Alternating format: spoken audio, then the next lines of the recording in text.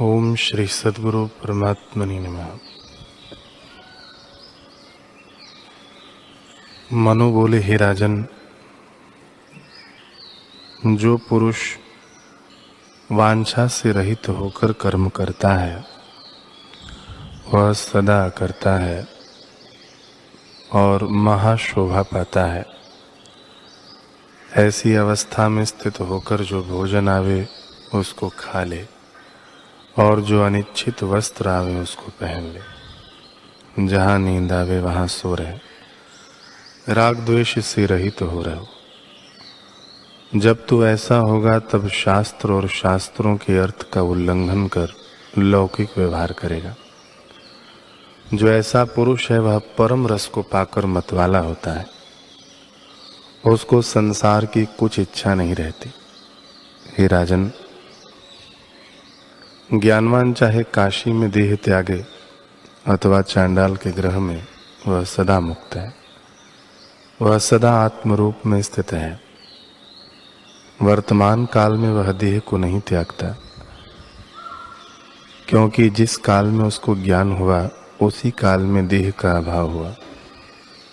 ज्ञान से देह की बाधा हट जाती है। हे राजन, ज्ञानवान सदा मुक्त रूप है। वह न किसी की स्तुति करता है न निंदा, क्योंकि उसके चित्त की कलना मिट गई है। यद्यपि राग द्वेष ज्ञानवान में भी देख पड़ते हैं और वह हंसता रोता भी देख पड़ता है, परंतु उसके अंतर में न राग है न द्वेष। वास्तव में वह न हंसता है न रोता है, ज्यों का त्यों है। जैसे आकाश शून्य रूप है और उसमें बादल भी देख पड़ते हैं, परंतु आकाश को वे लिप्त नहीं करते, वैसे ही ज्ञानवान को कर्म बंधन नहीं करते, परंतु अज्ञानी जानते हैं कि ज्ञानवान को क्रिया बंधन करते हैं। हे राजन, ज्ञानवान सर्वदा नमस्कार करने और पूजने योग्य है। जिस स्थान में ज्ञानवान बैठता है उस स्थान को भी नमस्कार है। जिससे बोलता है उस जिह्वा को भी नमस्कार है। जिस पर ज्ञानवान दृष्टि डालता है उसको भी नमस्कार है। वह सबका आश्रय है। ओम श्री सद्गुरु परमात्मने नमः। श्री योग वशिष्ठ महारामायण। वशिष्ठ जी बोले, हे राम जी, जब अहंता का उत्थान होता है तब स्वरूप का आवरण होता है, और जब अहंता मिट जाती है तब स्वरूप की प्राप्ति होती है। इस संसार का बीज अहंता ही है। जब अहंकार ही मिथ्या है तब उसका कार्य कैसे सत्य हो। जब प्रपंच मिथ्या हुआ तो पदार्थ कहाँ से सत्य हो। हे राम जी, ऐसा जो ब्रह्म है उसके पाने की युक्ति क्या है। संकल्प पुरुष भी असत्य है, उसका संशय भी मिथ्या है, और जिसके प्रति प्रश्न करता है वह भी मिथ्या है। जैसे स्वप्न में जो द्वैत कल्पना होती है वह असत्य है, वैसे ही यह जगत का द्वैत भी असत्य है। हे राम जी, यह सब जगत इस आत्मरूप आकाश के भीतर स्थित है और प्रमाद से बाहर भासित होता है।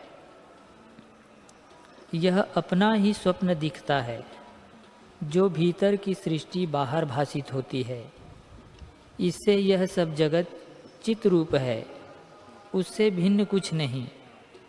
यह चैतन्य सत्ता आकाश से भी अति सूक्ष्म और स्वच्छ है।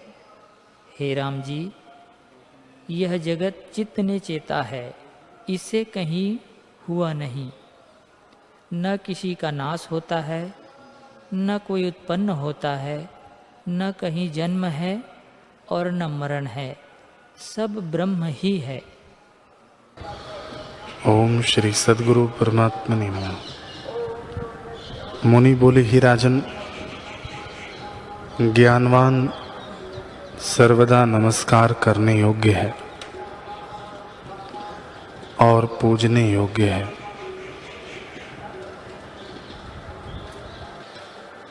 जिस स्थान में ज्ञानवान बैठता है उस स्थान को भी नमस्कार है। जिससे बोलता है उस जिह्वा को भी नमस्कार है। जिस पर ज्ञानवान दृष्टि डालता है उसको भी नमस्कार है। वह सबका आश्रय है। हे राजन, जैसा ज्ञानवान की दृष्टि से आनंद मिलता है वैसा आनंद तप, दान और यज्ञ आदि कर्मों से नहीं मिलता। ऐसी दृष्टि और किसी की नहीं होती जैसी संत की दृष्टि है। वह ऐसे आनंद को पाता है जिसमें वाणी की गति नहीं। जो पुरुष संत की दृष्टि को पाकर सुखी होता है उससे लोग दुख नहीं पाते और लोगों से वह दुखी नहीं होता। वह न किसी का भय करता है न किसी का हर्ष करता है। हे राजन, सिद्धि पाने का सुख अल्प है, क्योंकि उड़ने की सिद्धि पाई तो अनेक पक्षी उड़ते फिरते हैं। इससे आत्मज्ञान तो नहीं मिलता और आत्मज्ञान बिना शांति नहीं होती। जब आत्मज्ञान प्राप्त होता है तब जरा मृत्यु आदि दुख से मुक्त होता है और कोई दुख नहीं रहता। जैसे पिंजड़े से छूटा सिंह फिर पिंजड़े के बंधन में नहीं पड़ता, वैसे ही वह पुरुष अज्ञान रूपी पिंजड़े में नहीं फंसता। हे राजन, इससे तू आत्मा की भावना कर जिससे तेरे दुख नष्ट हो जाए। अज्ञान से तुझे दुख दिखते हैं, अज्ञान से रहित सदा आनंद रूप है। इससे अनुभव रूप आत्मा में स्थित हो रहे। जब तू आत्मा में स्थित होगा तब जैसे शुद्ध मणि के निकट श्वेत, रक्त, पीत, श्याम और आदि रंग रखिए तो वह उनके प्रतिबिंब को ग्रहण करती है, पर कोई रंग उसे स्पर्श नहीं करता। वे कल्पित से भासित होते हैं। वैसे ही तू प्रकृत आचार को अंगीकार करता रहेगा, पर तुझे पाप पुण्य का स्पर्श न होगा। हरि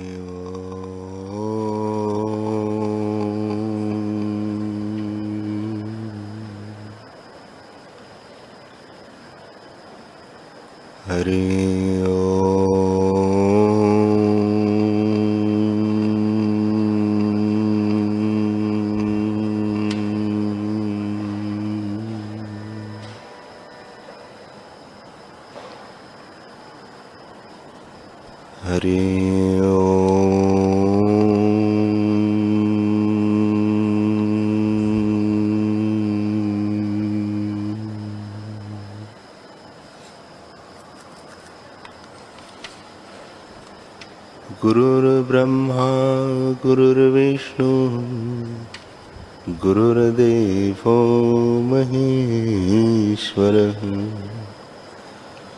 गुरुर्साक्षात् परब्रह्म तस्मै श्री गुरवे नमः। श्री योग वशिष्ठ महारामायण निर्वाण प्रकरण सर्ग 199।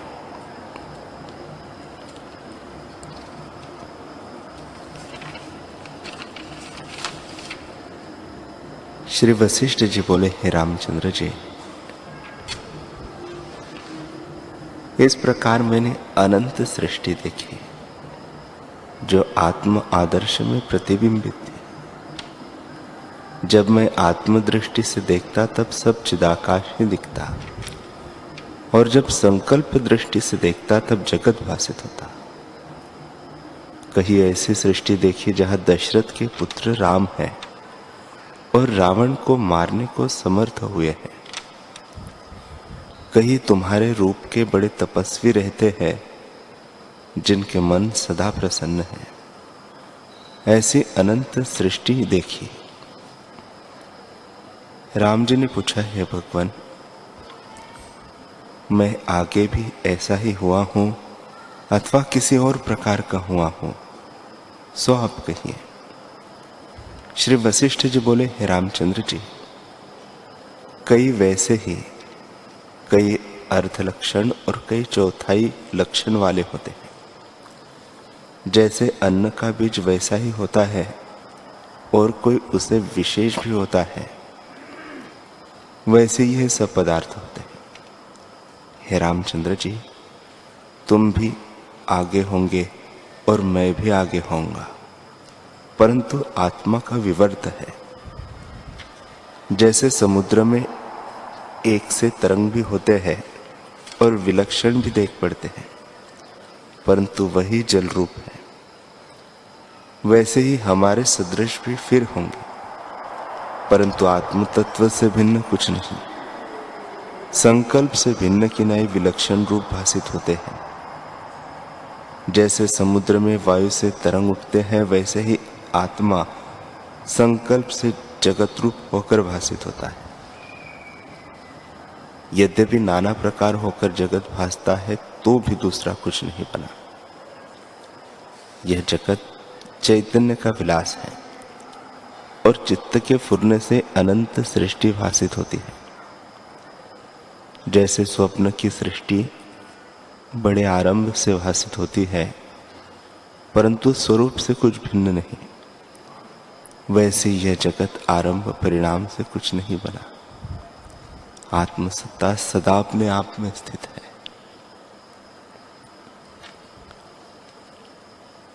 श्री वशिष्ठ जी बोले, हे रामचंद्र जी, इस प्रकार मैंने सृष्टि देखी और फिर दृश्य भ्रम को त्याग कर अपने वास्तव स्वरूप में स्थित हुआ हूं। मैं अनंत, नित्य, शुद्ध, बोध, चिदाकाश और सर्वदा अपने आप में स्थित हूं। हे राघव, चिन्मात्र आत्मा के किसी स्थान में संवेदन का आभास हो रहा है। जैसे अनाज के कोठे से एक मुट्ठी भर अन्न निकालिए और खेत में डालिए तो उसी से अंकुर निकलते हैं, वैसे ही चैतन्य में संवेदन फुरा है और उस संवेदन से जगत उपजा है। जैसे जल डालने से अंकुर निकल आता है, वैसे ही मुझ में सृष्टि का अनुभव होने लगा और मैंने जाना कि सृष्टि मुझसे उपजी है। राम जी बोले, हे भगवान, तुम जो आकाश रूप अपने आप में स्थित थे, उसमें सृष्टि तुमको कैसे फुरी? दृढ़ बोध के निमित्त मुझसे कहिए। श्री वशिष्ठ जी बोले, हे रामचंद्र जी, वास्तव में तो कुछ उपजा नहीं, परंतु जैसे सृष्टि हुई है सो सुनो। मुझे अनुभव आकाश और अनंत के किसी स्थान में संवेदन चित्त अहम फुरा, अर्थात मैं हूं, यह अनुभव हुआ। उस अहम भाव के होने से मैं अपने को सूक्ष्म तेज अणु सा जानने लगा और उस अणु में अहंकार उपजा। जिसको तुम अहंकार कहते हो, उस अहंकार की दृढ़ता से निश्चयात्मक बुद्धि उपजी।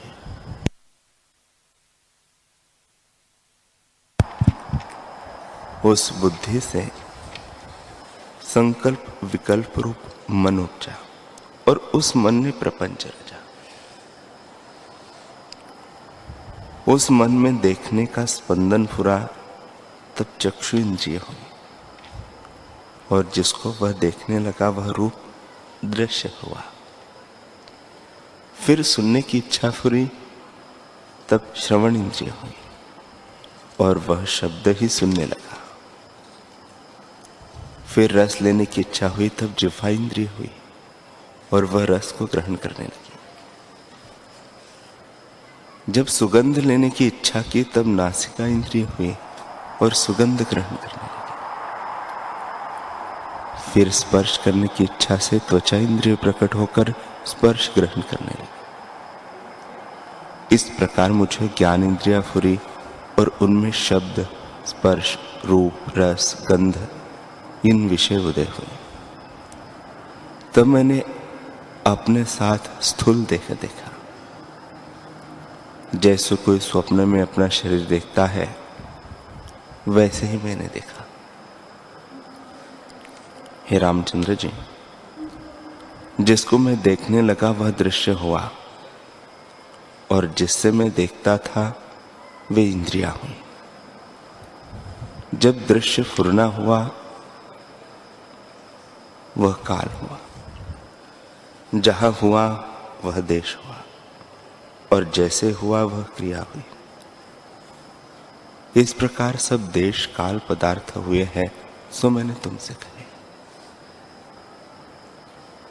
हे रामचंद्र जी, वास्तव में न कोई देह है, न इंद्रिया है, और न ही सृष्टि है, पर चित्त कला में हुए कि नहीं देख पड़ते हैं। जैसे स्वप्न की सृष्टि दिखती है, जब वह सृष्टि मुझको फुरी तब पूर्व स्वरूप मुझे भूल गया। जैसे स्वप्न सृष्टि में अपना स्वरूप विस्मृत सा होता है, वैसे मुझको भूले कि नहीं प्रतीत हुआ। तब जैसे स्वप्न में जागृत स्वरूप का और जागृत में स्वप्न के स्वरूप का विस्मरण होता है, वैसे ही पूर्व का स्वरूप मुझे भूल गया। जब शरीर और इंद्रियां मुझको अपने साथ लगी, जब शरीर और इंद्रियां मुझको अपने साथ लगी जान पड़ी, तो उनमें मैंने अहम प्रत्यय करके ओमकार का उच्चारण किया। जैसे बालक माता के गर्भ से उत्पन्न होकर शब्द करता है, वैसे ही मैंने ओमकार का उच्चारण किया।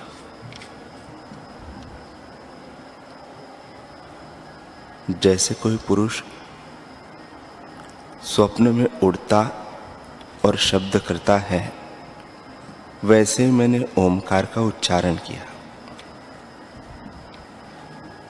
ओमकार आदि मध्य अंत से रहित पर ब्रह्म और सर्व ब्रह्मांड रूपी तरंगों का आधार समुद्र है।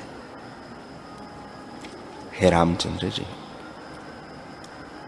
जब मैं आदि भौतिक दृष्टि से देखूं तब मुझको शिला ही दिखे, और जब अंतवाहक दृष्टि से देखूं तब अनंत ब्रह्मांड देखूं, और नाना प्रकार की क्रिया और मर्यादा सहित भासित हो।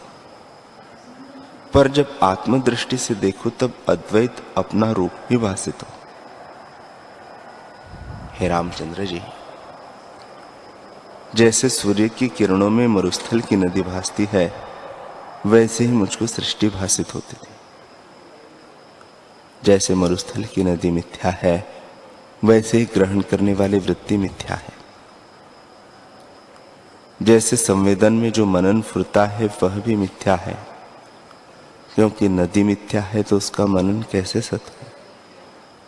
वैसे यह जीव का रूप अवलोक भी मिथ्या है और भ्रांति से सत्य जान पड़ता है। जैसे संकल्प सृष्टि, संकल्प और मनोराज्य का नगर मिथ्या है और कथा का वृत्तांत होता ही भ्रांति से प्रत्यक्ष लगता है, वैसे ही यह जगत भ्रांति से सत्य लगता है। वास्तव में कुछ नहीं, पर संकल्प विलास में बना देख पड़ता है। हे रामचंद्र जी, जिस प्रकार मुझको सृष्टि भासित हुई सो सुनो। जब मुझको पृथ्वी की धारणा हुई तब पृथ्वी मुझको शरीर होकर भासित होने लगी, क्योंकि मैं विराट आत्मा था।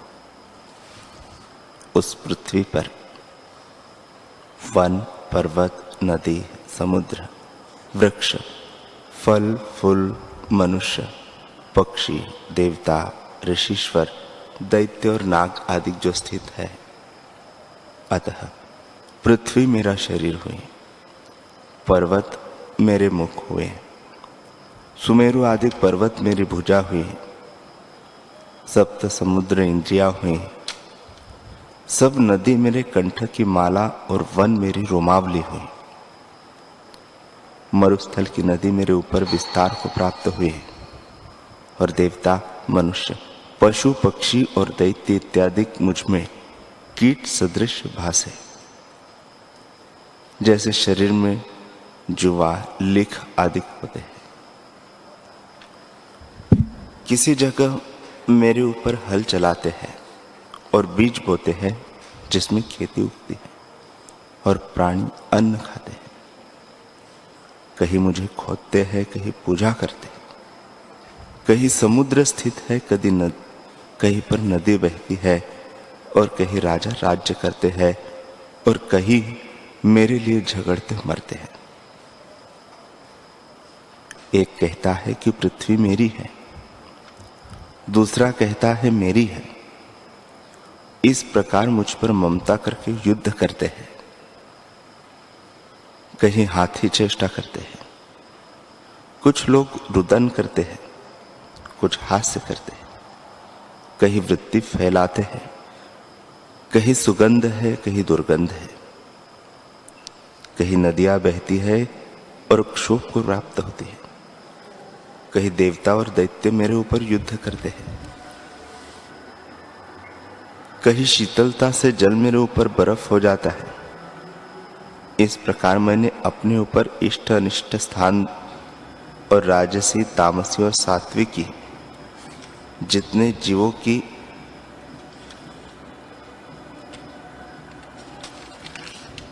क्रिया होती है, उन सब का आधार मैं हूं।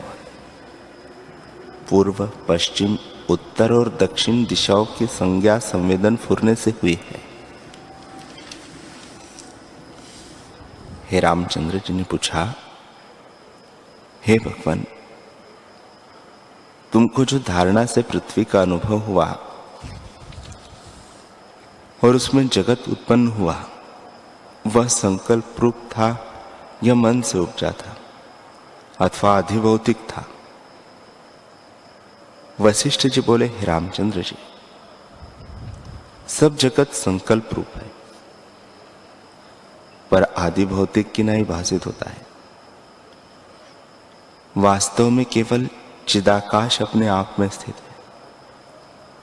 वह चिदाकाश मैं हूं। मैं न कभी उपजा हूं और न मेरा नाश होता है। सर्वदा मैं अद्वैत, अचैत्य, चिन्मात्र रूप हूं। उसके संकल्प का नाम मन और आभास का नाम संकल्प है। उसी का नाम ब्रह्मा और इच्छा है। उसी में जगत स्थित है। वह आकाश रूप, बना कुछ नहीं। हे रामचंद्र जी, जिसको सत्य और असत्य कहते हो, वह शुभ अशुभ रूप जगत मन में स्थित है और सब आकार निराकार रूप है। भ्रांति से पिंडाकार दिखते हैं। जैसे स्वप्न में जो शुभ अशुभ पदार्थ दिखते हैं वे निराकार है, पर भ्रांति से पिंडाकार जान पड़ते हैं।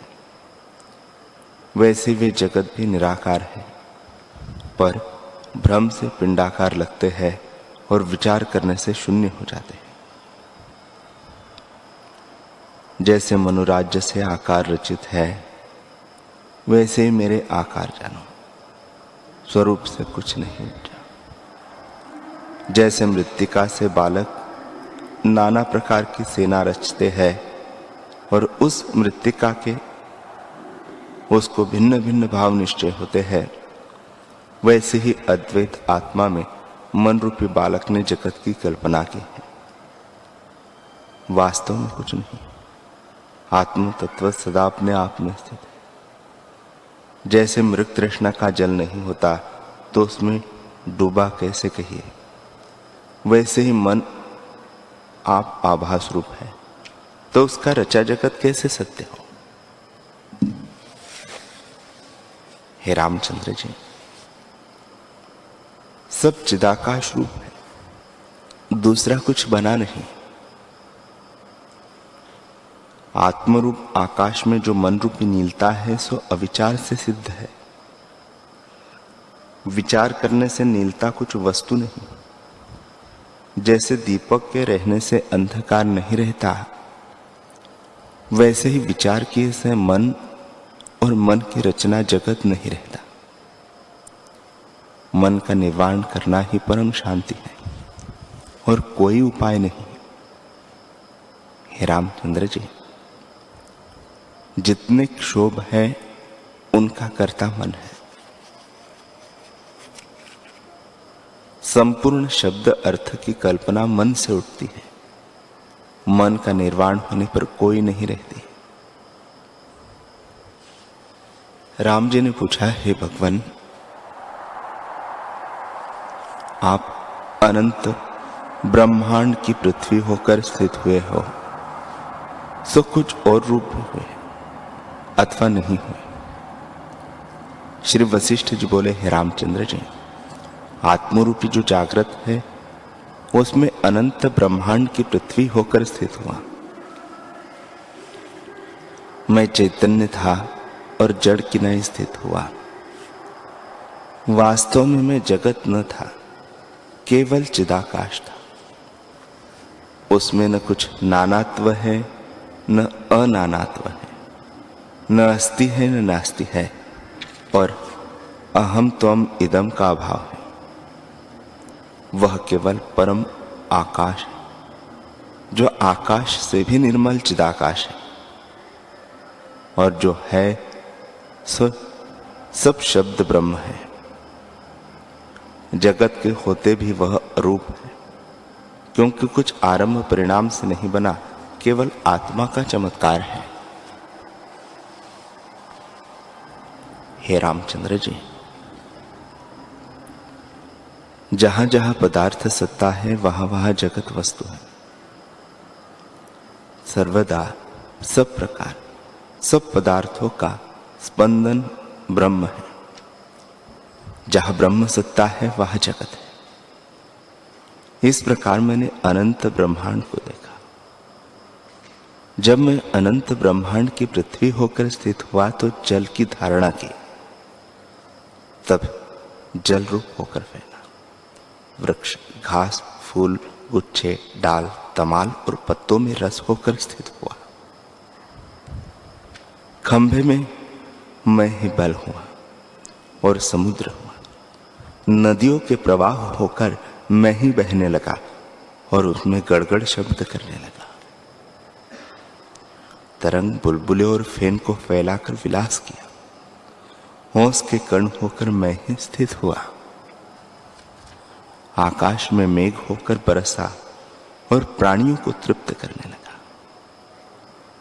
उनमें रुधिर आदि रस होकर मैं ही स्थित हुआ और उनकी नाड़ियों में मथन करके आप ही प्रवेश किया। जैसी जैसी नाड़ी होती है वैसा वैसा रस होकर मैं स्थित हुआ। सब नाड़ियों में रस, बीज, कफ, पित्त, मूत्र आदि में मैं ही स्थित हुआ। सब प्राणियों की जिह्वा के अग्रभाग में रस होकर मैं स्थित हुआ। अपने का आप स्वाद ग्रहण करने लगा। हिमालय में बर्फ होकर स्थित हुआ। हे रामचंद्र जी, मैं चैतन्य होकर जड़ की नाय स्थित हुआ। बीज होकर ही मैंने ही अपने को उत्पन्न किया और प्रलय में मेघ होकर मैंने ही अपना नाश किया। इस प्रकार जल होकर स्थावर जंगम सब जगत में स्थित हुआ और सदा अपने आप में स्थित होकर अपने स्वरूप को न त्यागा। जैसे स्वप्न में जगत अनुभव रूप है और अनहोता भासित होता है, वैसे ही मैंने जल रूप होकर जगत को धारण किया। हे रामचंद्र जी, मैं नाना प्रकार के स्थानों में स्थित हुआ। फूलों की शैया पर चिरकाल तक विश्राम करता रहा। गंध होकर फूलों में स्थित हुआ। मेघ होकर आकाश में विचरा और ऐसी वर्षा की कि पर्वतों पर वेग के प्रवाह चलने लगा। मैं कण कण होकर समुद्र और नदी में विचरा। यह भावना चिद अणु में मुझको हुई। श्री वशिष्ठ जी बोले, हे रामचंद्र जी, जल के अनंतर मैंने तेज की भावना की, अर्थात तेज धारण किया। तब मुझ में इतने अंग उदय हुए, चंद्रमा, सूर्य और अग्नि, और इनसे जगत की क्रिया सिद्ध होने लगी। जैसे राजा के अंग अनुचर और हरकारे होते हैं, वैसे ही तम रूपी चोर को दीपक रूपी हरकारे मारने लगे। मैं आकाश रूपी था। इससे मेरे कंठ में तारावली रूप माला पड़ी थी। सूर्य होकर मैं जल को सोखता और 10 दिशाओं को प्रकाश देता रहा। आकाश जो ऊंचाई के कारण शाम भासित होता है, वह मेरे निकट प्रकाशमान होता था। सब जगत में मैं ही फैल रहा था। जहां मैं रहता वहां से तम का अभाव हो जाता। चंद्रमा और सूर्य रूपी डब्बा है, जिसमें दिन रात और काल वर्ष रूपी अनेक रत्न सर्वदा निकलते रहते हैं। राजसी, सात्विकी और तामसी क्रिया रूपी कमलिनी का मैं सूर्य हुआ और सब देवताओं और पितरों को तृप्त करता रहा। यज्ञ की अग्नि और रत्न, मोती, मणि आदि जो प्रकाशमान पदार्थ है, उनमें प्रकाश मैं ही हुआ।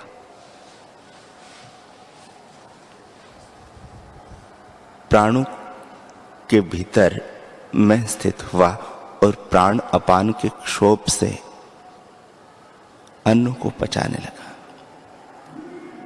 जैसे आत्मा के प्रकाश से रूप, अवलोक और मनस्कार प्रकाशित होते हैं, वैसे ही सब पदार्थ मेरे प्रकाश से प्रकाशित होने लगे।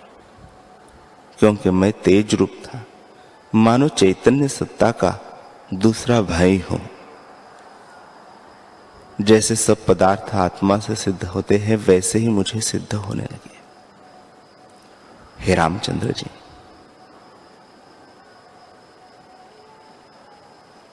राजों में तेज और सिद्धों में वीर्य मैं ही था। बलरूप होकर जगत को मैं ही पुष्ट करता था। बड़वाग्नि की दाहक शक्ति होकर जगत को मैं ही नष्ट करता था। तेजवानों में तेज और बलवानों में बल मैं ही था। तले भी मैं था, मध्य में भी मैं था, और चंद्रमा सूर्य से रहित जो स्थान है उसमें भी मैं ही था। मैं अग्नि रूपी दीपक और चंद्रमा सूर्य रूपी नेत्रों से मध्य मंडल में स्पष्ट देखता था। हे रामचंद्र जी, इस प्रकार मैं तेज रूप होकर भीतर बाहर सब स्थावर जंगम पदार्थों में स्थित हूं। पर जब बोध दृष्टि से देखता, तब सब आत्मा का ही भान होता, और जब अंतवाहक दृष्टि से देखता, तब अपने को विराट रूप जानता कि सब जगत में मैं ही फैल रहा हूं और सब पदार्थ मेरे ही अंग हैं।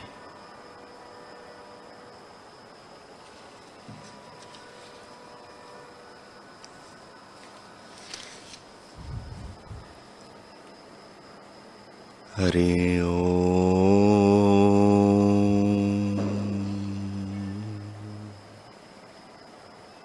हरि ओम।